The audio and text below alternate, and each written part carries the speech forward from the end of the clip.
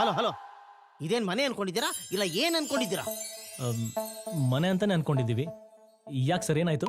ಯಾಕೆ ಏನು ಅಂತ ನನ್ನ ನೀನು ಕ್ವಶನ್ ಕೇಳ್ಬೇಡ. ಆವಾಗಿಂದ ದಬ ದಬ ದಬ ದಬ ಅಂತ ಶಬ್ದ ಬರ್ತಾ ಇದೆ, ಮನೆ ಬರೀ ಅಳ್ಳಾಡ್ತಾ ಇದೆ. ಇಮಿಡಿಯೇಟ್ ಆಗಿ ಇಲ್ಲಿ ಏನ್ ನಡೀತಾ ಇದೆ ನನ್ಗೆ ಗೊತ್ತಾಗಬೇಕು. ಪ್ರಾಕ್ಟೀಸ್ ಮಾಡ್ತಾ ಇದೀವಿ. ಪ್ರಾಕ್ಟೀಸ್? ಹಾ. ಏನ್ ಸರ್, ಇಷ್ಟು ದಿನದಿಂದ ನಾವು ಮಾಡ್ತಾ ಇದೀವಿ, ನೀವು ನೋಡ್ತಾ ಇದ್ದೀರಾ. ನಿಮಗ್ ಗೊತ್ತಿಲ್ಲದೆ ಇರೋಂಥದ್ದೇನಿದೆ? ಯಾವ್ದೋ ಹುಡುಗಿ ಬರ್ತಾ ಇತ್ತಲ್ಲ, ಅದರಿಂದ ನಂಬ್ಕೊಂಡ್ಬಿಟ್ರ. ಪ್ರಾಕ್ಟೀಸ್ ಮಾಡಿ ರಿಯರ್ಸ್ ಮಾಡಕ್ಕೆ ಅದೇನು ಸ್ಪೋರ್ಟ್ಸ್? ಅದು ಒಂಥರ ಸ್ಪೋರ್ಟ್ಸ್ ಇದ್ದಂಗೆ ಸರ್. ನಾವ್ ಯಾವಾಗ್ಲೂ ಯಾವುದೇ ವಿಷಯಕ್ಕೆ ಪಕ್ಕ ರಿಹರ್ಸಲ್ಸ್, ನೀಟ್ ಪ್ರಾಕ್ಟೀಸ್ ಇಲ್ಲದೆ ಪ್ರಾಕ್ಟಿಕಲ್ ಆಗಿ ಹೋಗೋದೇ ಇಲ್ಲ. ಆಮೇಲೆ ಮುಂದೆ ನಮಗೆ ಕಷ್ಟ ಅಲ್ವಾ ಸರ್? ಆಹಾ, ಸರಿಯಾಗಿ ಪ್ರಾಕ್ಟೀಸ್ ಮಾಡ್ಲಿಲ್ಲ ಅಂದ್ರೆ ಬೇಗ ಔಟ್ ಆಗ್ಬಿಡ್ತೀನಿ ಅಂತ ಭಯನಾ? Yes sir.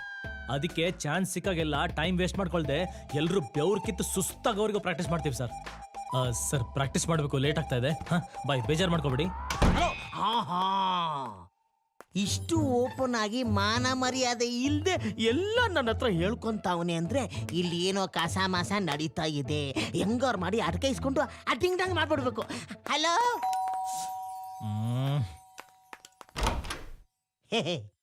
ಏನ್ sir? Excuse me, if you don't mind, ನನ್ನನ್ನು ನಿಮ್ಮ ಆಟಿಕೆ ಸೇರ್ಸ್ಕೊತೀರಾ?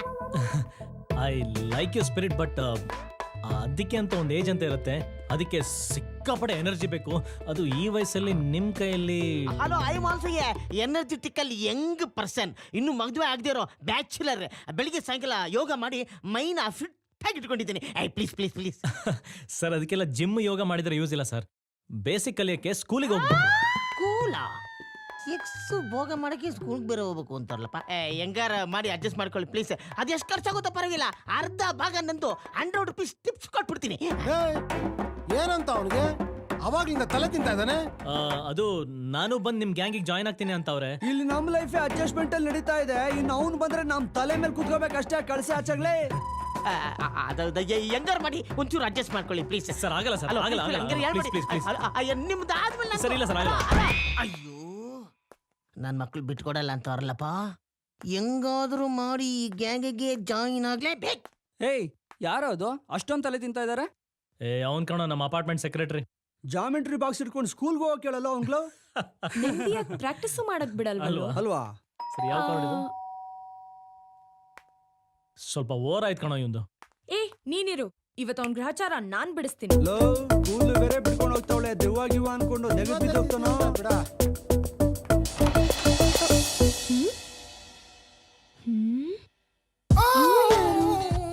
ಯಾವತ್ತೂ ಇವಳ ನೋಡೇ ಇಲ್ವಲ್ಲ. ಯಾರು ನೀನ್? ಯಾರು? ನಾನ್ ಯಾರಾದ್ರೆ ನಿನಗೇನು? ನಿನಗೆ ಯಾರು ಬೇಕು ಅದನ್ ಮೊದ್ಲು ಹೇಳು. ಅಜಯ್. ಹೆಸರು? ನಾಗವಲಿ. ಅಂಜಲಿ. ಅಂಜಲಿ. ಲೋ ಅಜಯ್, ಯಾರೋ ಅಂಜಲಿ ಅಂತೆ ನೋಡೋ. ಇವಳಾಗ ಬರಕ್ ಹೋದ್ಲು. Hi boss. ಹೇಯ್, ಅಷ್ಟ್ ಹೇಳಿದ್ಮೇಲೆ ಮತ್ತೆ ಯಾಕೆ ಬಂದೆ ನೀನು? ಅದು ನಾನು ನೋಡು, ನಿಂಗೆ ಫ್ರೀಡಮ್ ಕೊಟ್ಟಾಯ್ತು. ನಿನ್ ಪಾಡಿಗೆ ನೀನ್ ಹೋಗಿ ಕಾಲೇಜಲ್ಲಿ ಓದ್ಕೊಂತ ಹೇಳಿಲ್ವಾ? ಮತ್ತೆ ಬರಬೇಡ, ಹೊರಡು ಹೊರಡು.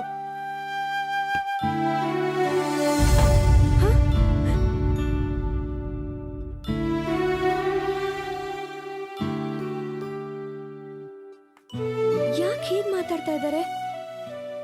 ನನ್ನನ್ನು ಯಾಕೆ ಬರಬಾರ್ದು ಅಂತ ಹೇಳ್ತಾ ಇದ್ದಾರೆ? ಆ ಹುಡುಗಿ ಯಾರು? ಇಷ್ಟು ದಿವಸ ಇಲ್ದೇ ಇರೋಳು ಈಗ ದಿಢೀರ್ ಅಂತ ಎಲ್ಲಿಂದ ಬಂದ್ಲು? ಅಜಯ್ನ ಹೋಗಬಾರು ಅಂತ ಕರೆಯೋಷ್ಟು ಕ್ಲೋಸಾ?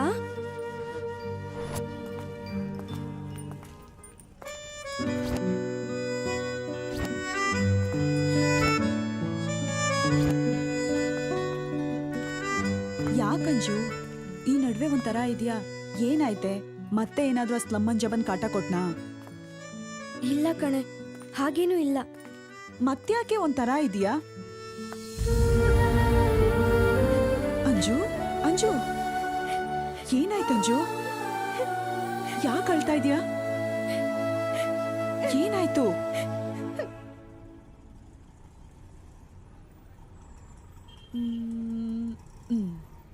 ನೋಡಂಜು, ಹುಡುಗರಲ್ಲಿ 2 ಟೈಪ್ ಇರ್ತಾರೆ.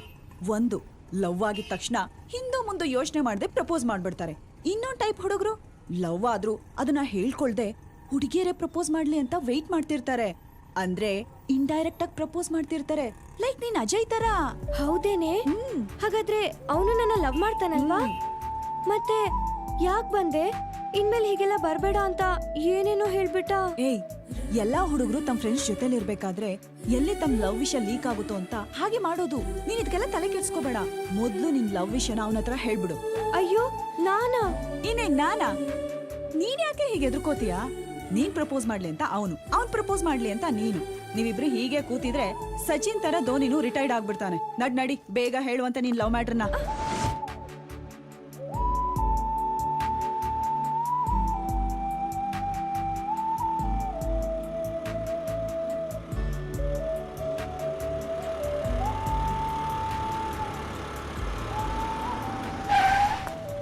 ಆಹಾ, ಅಂಜಲಿ ಬಂದ್ಲು. ಎಷ್ಟು ದಿವಸ ಆಗಿತ್ತು ಇವಳು ಫೇಸ್ ನೋಡಿ. ಏಯ್, ಬರ್ಬೇಡ ಅಂತ ಹೇಳಿಲ್ಲ ನಿನಗೆ? ಜೊತೆಗೆ ಬಾಲನ್ ಬೇರೆ ಕಟ್ಕೊಂಡ್ ಬಂದಿದ್ಯಾ. ಒಂದ್ಸಲ ಹೇಳಿದ್ರೆ ಅರ್ಥ ಮಾಡ್ಕೋಬೇಕು. ಅದು ಅಂಜಲಿ ನಿಮ್ ಜೊತೆ ಮಾತಾಡ್ಬೇಕು ಅಂದ್ಲು. ನನ್ನ ಹತ್ರ ಮಾತಾಡೋಂಥದ್ದು ಏನೂ ಇಲ್ಲ, ನೀನು ಅವಳ ಪರವಾಗಿ ಮಾತಾಡೋಂಥದ್ದು ಏನೂ ಇಲ್ಲ. ಅವಳ ID ಕಾರ್ಡ್ ಕೊಟ್ಟಾಯ್ತು, ಅಗ್ರಿಮೆಂಟು ಹರಿದಾಕಿದ್ದೀನಿ, ಜೊತೆಗೆ ಓಡಾಡಿದ್ದು ಕಾಸು ಕೊಟ್ಟಿದ್ದೀನಿ. ಈ ಥರ ಓದೋದು ಬಿಟ್ಟು ಕಾಲೇಜಿಗೆ ಬಂಕ್ ಹಾಕಿ ನನ್ನ ಹಿಂದೆ ಬರೋದಾಗ್ಲಿ, ನನ್ನ ಬಗ್ಗೆ ಮಾತಾಡೋಂಥ ಟಾಪಿಕ್ ಏನಿಲ್ಲ. ಇದೇ ಲಾಸ್ಟ್ ಹೇಳ್ತಾ ಇದ್ದೀನಿ. ಇನ್ನೊಂದ್ಸಲ ಇಲ್ಲಿ ಕಾಣಿಸ್ಕೊಂಡ್ರೆ ಚೆನ್ನಾಗಿರಲ್ಲ. ಬೀದಿ ಸುತ್ತದ್ ಬಿಟ್ಬಿಟ್ಟು ಮನೆ ಹೋಗಿ ನೆಟ್ಟು ಓದ್ಕೊಳ್ಳಿ.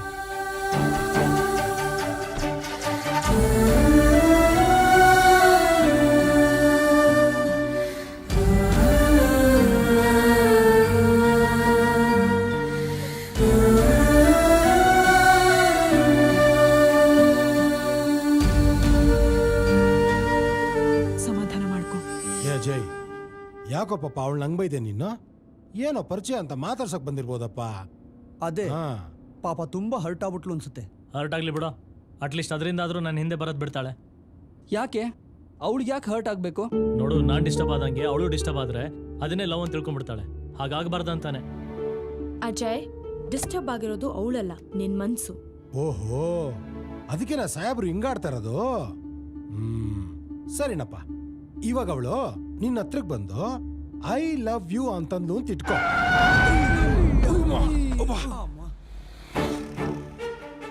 ಅರೆ, ಸುಮ್ನೆ ಹಂಗ ಅನ್ಲು ಇಟ್ಕೋ. ಅವಾಗ ಏನ್ ಮಾಡ್ತೀಯಾ? ನನ್ನ ಲೈಫಲ್ಲಿ ಸ್ವಾತಿಗಲ್ದೆ ಬೇರೆ ಯಾರಿಗೂ ಜಾಗ ಇಲ್ಲ. ಅದು ನಿಮಗೂ ಚೆನ್ನಾಗಿ ಗೊತ್ತಿದೆ. ನನ್ನ ಕೊನೆ ಉಸಿರಿರೋವರೆಗೂ ನಾನು ಸ್ವಾತಿಯನ್ನು ಮರೆಯೋಕ್ಕಾಗಲ್ಲ. ಆ್ಯಂಡ್ ದಯವಿಟ್ಟು ನೀವು ಮರೆಸೋ ಪ್ರಯತ್ನ ಮಾಡಬೇಡಿ. ಇವತ್ತು ಇವಳು, ನಾಳೆ ಇನ್ನೊಬ್ಳು, ನಾಡಿದ್ದು ಮತ್ತೊಬ್ಳು ಅನ್ನೋ ಜಯಮಾನ ನನ್ನಲ್ಲ. ನನ್ನ ಬಗ್ಗೆ ಎಲ್ಲ ಗೊತ್ತಿದ್ದು ಮತ್ತೆ ಇಂಥ ಮಾತು ಮಾತಾಡಬೇಡಿ. ಹಾಗಲ್ವ ಅಜಯ್? ಕೆಲ್ಸಕ್ಕೆ ಬರದೇ ಇರೋ ವಿಷಯ ಮಾತಾಡೋದಾದ್ರೆ ದಯವಿಟ್ಟು ತಾವೆಲ್ಲ ಹೇಳ್ಕೊಂಬಿಟ್ಟು ಕೇಳಿ.